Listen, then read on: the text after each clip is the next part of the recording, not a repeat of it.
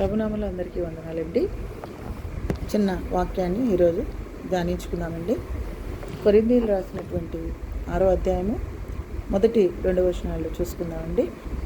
మీలో ఒకనికి మరి ఒకని మీద వ్యాజ్యం ఉన్నప్పుడు వాడు పరిశుద్ధుల ఎదుట గాక అనీతిమంతుల ఎదుట వ్యాజ్యమాడుటకు తెగించుచున్నాడా? పరిశుద్ధులు లోకమునకు తీర్పు తీర్చుదురని మీరెరుగరా? మీ వలన లోకమునకు తీర్పు జరగవలసి ఉండగా మిక్కిలి అల్పమైన సంగతులను గుర్చి తీర్పు తీర్చుటకు మీకు యోగ్యత లేదా? ఇక్కడ ఏమని చెప్తున్నారంటే అండి, ఎక్కడో అన్యుల గురించి వాక్యం చెప్పడం లేదండి, క్రైస్తవుల గురించే చెప్తున్నారు. నేను ఎప్పుడు వాక్యాన్ని గురించి మాట్లాడినా కూడా క్రైస్తవుల గురించే మాట్లాడతాను. ఎందుకంటే మొదటగా సెట్ కావాల్సింది క్రైస్తవులేనండి. తర్వాత వేరే వాళ్ళకి చెప్పాలి. ఫస్ట్ మనం కరెక్ట్గా ఉంటే తర్వాత మనం వేరే వాళ్ళకి చెప్పడానికి మనకు అవకాశం ఉంటుంది. అలాగే ఇప్పుడు సంఘంలో కానీ ఎక్కడైనా కానీ సహోదరులు అంటే సంఘంలో ఉండేవాళ్ళే క్రైస్తవులే కొట్లాడుకున్నప్పుడు ఎక్కడ కొట్లాడుకుంటున్నారు? వీధుల్లోకి వచ్చి కొట్లాడేస్తున్నారండి, అన్యుల దగ్గరికి వచ్చి కొట్లాడేస్తున్నారండి. వీళ్ళిద్దరు కొట్లాడేసుకొని వాళ్ళ దగ్గరికి వచ్చి నాకు తీర్పు తీర్చండి అని అడుగుతున్నారు. అది ఎంత అసహ్యమైనటువంటి హేయమైనటువంటి చర్య అండి.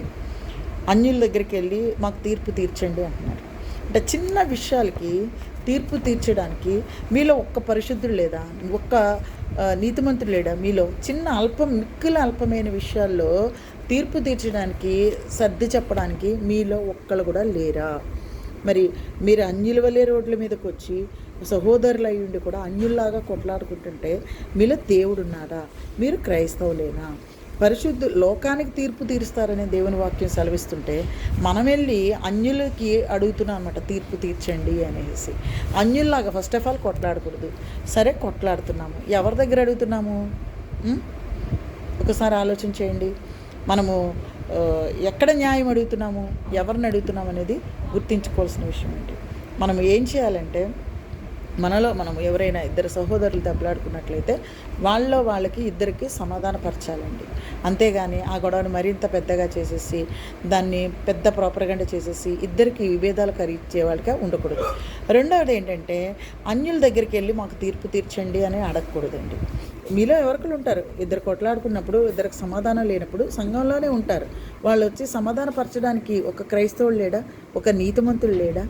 మనం ఎక్కడ పోతున్నాం? వేరే వాళ్ళకి తీర్పు తీర్చగలిగే స్థితిలో దేవుడు మనకు పడితే మనం ఎక్కడికి వెళ్ళి తీర్పు అడుగుతున్నాం? ఒక్కసారి మనం ఆలోచన చేసుకోవాలండి. ఇది క్రైస్తవులకి శ్రేయస్కరం కాదని చెప్పి నన్ను నేను హెచ్చరించుకుంటూ మిమ్మల్ని హెచ్చరిస్తూ ఈ చిన్న వాక్యాన్ని ముగిస్తున్నాను. వందనాలు.